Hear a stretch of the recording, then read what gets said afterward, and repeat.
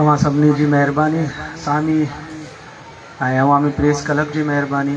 जेको कमु असांखे करिणो हुयो, असांजी कमज़ोर ऐं नातवा जेके खुला आहिनि थी सघे हुन में ॿार एतिरो कोन हुयो त असां साईं फैज़ मोहम्मद जो बरसी मल्हाए सघूं, पर ही तव्हांखे जस लहे, तव्हांजो महिरबानी त तव्हां इहो प्रोग्राम रखियो। राति साईं सामी मूंखे फ़ोन कयो त हिकिड़ो तस्वीर खपे फैज़ मोहम्मद गबूर जो। मूंखे उन सां पंहिंजी पहिरीं मुलाक़ात यादि आई। सिंध इंडिजिनस राइट्स उन महिल कराची इंडिजिनस राइट्स अलायंस हुयो, असां जदोजहद शुरू कयोसीं। सर गुल हसन कलमती, यूसुफ मस्ती खान, रुखमान गुल पालारी, लाला उस्मान, ख़ुदा ॾिनो शाह, ख़ालिद जोणे जो वॾा नाला सभु हुया। असां वटि बयान जो को हुयो, पर असां वटि को किरदारु कोन हुयो। जॾहिं सर गुल हसन कलमती मूंखे ॿुधायो त तव्हां फैज़ मोहम्मद गबूर वटि वञो, उन ज़मीन ॾियण खां इनकार कई आहे मलिक रियाज़ खे, त मां साईं नूर मोहम्मद जोकीअ खे पाण सां गॾु खणी जॾहिं साईं जे ओताक ते वियुसि, पाण घर में हुया, जॾहिं उनखे ख़बर पई उहो आयो, ओताक खोलियईं, असां वेठासीं त पहिरीं ॻाल्हि मूंखे पुछा कयईं त अबा ख़ैर सां आया आहियो। मूं चयो चाचा असीं जेको तव्हां जंग विड़ो पिया, असां उन लाइ तव्हां सां इज़ारे यकजहती लाइ तव्हांखे पाण सां गॾु खणी आणण लाइ तव्हां वटि आया आहियूं। ॿियो सवाल पुछा कयईं किथे जा आहियो, केरु आहियो? असां ॿुधायोसीं साईं जो कयो आहे, काठोड़ में वेठा आहियूं, ऐं कलमती आहियां। पोइ चईं उथो।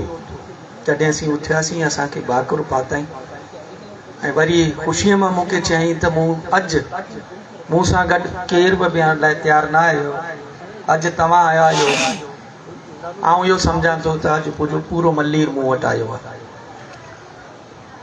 साईं सां गॾु मुंहिंजी ज़िंदगी जा 2 क़ीमती साल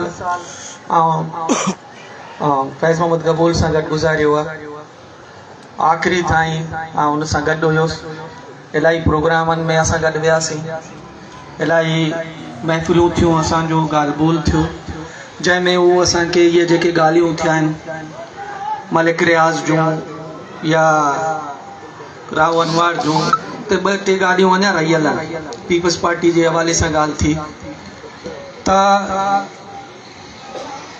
चाचा फैज़ मोहम्मद ॿुधाईंदो हो त हिकिड़ो दफ़ा हिकिड़ो अमरा आयो, अलाए किथां खां पुछा गछा करे, जॾहिं ओताक ते आयो त मां वियुसि। हू पुछा कयो त तव्हां केरु आहियो? चाईं ऐं टप्पी आहियां। त उहो अवेस मुज़फ़र टप्पी हुयो, ज़रदारी जे चवण ते चाचा फैज़ मोहम्मद वटि वियो। चाचा फैज़ मोहम्मद कबरू वरिता त चईं चाचा हाणे तूं मरे पियो, कम से कम वेंदे वेंदे पंहिंजे ॿारनि लाइ कुझु ॾेई वञ ऐं हीअ ज़मीन असांखे ॾे। चाचा फैज़ मोहम्मद हुनखे चयो त हीअ खुर जो माल न आहे, इहो धरती आहे, धरती हीअं कोन ॾिबो आहे। हुनखे मूं ठाहियईं त 4-5 ॾींहंनि खां पुठियां ॿियो हिकिड़ो अमरा आयो, जंहिं पंहिंजो नालो कादर मरी ॿुधायो।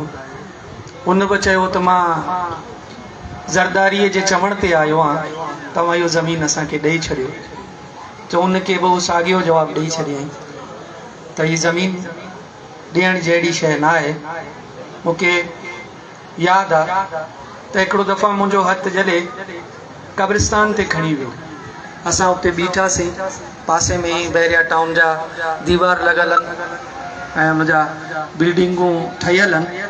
चई त इहे सभु मुंहिंजे ज़मीन ते ठहियल आहिनि ऐं इहे जेके ज़मीन जो टुकड़ो आहे इहो अञा बचाए वेठो आहे। बैरिया टाउन खे जंहिं बि फैसिलिटेट कयो आहे, चाहे उहे सरदार हुजनि जंहिं वटि हू वियो पाण, चाहे उहे MP MNA हुआ, उन्हनि वटि उन्हनि सभिनी चाचा खे जवाबु ॾेई छॾियो त ही ताक़तवर दौरा ताक़तवर माण्हू आहे, तव्हां खां ज़मीन खणे वेंदो, तव्हां पंहिंजो ज़मीन ॾेई छॾियो। चई इन सभु हूंदे बि मां पंहिंजी ज़मीन न आहे ॾिनी। मूं को वॾो पाड़ो कोन पाड़ियो आहे, पर मां एतिरो कयो आहे त सुभाणे जेकॾहिं मरां त मां इन ज़मीन में दफ़न थींदुसि। ऐं जंहिं नाला वरिता उन नाला वठी चयूं त जंहिं जंहिं पंहिंजा ज़मीन ॾिना आहिनि उहो ज़मीन ते दफ़न थियण लाइ उन्हनि खे जॻह कोन मिलंदो। त चाचा फैज़ मोहम्मद जो किरदारु वॾो हुयो। हिकिड़ो पीरसन माण्हू पंहिंजे ज़िंदगीअ जे आख़िरी कंदीअ ते आख़िरी मुलाक़ात में जॾहिं मूंखे ॿुधायईं घुरायईं पाण शाम जो आउं वियुसि त मूंखे चयईं त मूंखे आख़िरी ऑफर जेको मलिक रियाज़ जो माण्हू आहे मलिक ज़ैन उन ॾिनो आहे 7 अरब रुपयनि जो 42 एकड़ ज़मीननि जी, ऐं हू उनखे टुकराए आयो आहे। उहो टुकराए आयो आहे त अहिड़ा 7 अरब इलाही हूंदा पर ज़मीन खां मथां केरु कोन्हे। अहिड़ो किरदारु न आहिनि मरंदा, चाहे असीं वरसी मनायूं न मनायूं, हू तारीख़ ते अमर किरदारु आहिनि। पर असांखे पाण इन ॻाल्हि ते फ़िक्र करण जी ज़रूरत आहे, पंहिंजो एहतिसाब करण जी ज़रूरत आहे त असीं कित बीठा आहियूं। कराची जी ॻाल्हि हले पई त मलीर या लियारी ही कराचीअ जा बुनियादी ठाहिण वारनि मां आहिनि। हिकिड़े पंहिंजे ज़मीननि सां पंहिंजे पाणीअ सां कराचीअ खे वॾो कयो आहे, हिकिड़े पंहिंजे अफ़रादी कुवत सां लियारी। अॼु उन मक़ामी माण्हू कित बीठा आहिनि। अॼु कानून पास था थियनि त कराची में का ॻोठ न आहे। कराची त ॻोठनि मां ई वधी करे अॼु कराची ठहियो आहे। माई कुलाचीअ जो ॻोठ हुयो, पर अफ़सोस अॼु अदालतनि में वेही करे जज चवंदा त कराची में ये ॻोठ कहाँ से आए, ही ॻोठ न हुजनि हा त ही कराची न हुजे हा। ऐं ही नयूं जेके कराची मंझि आहिनि, लियारी नदी हुजे या मलीर दरिया हुजे, मलीर दरिया सिर्फ़ु हिकिड़ो दरिया कोन्हे।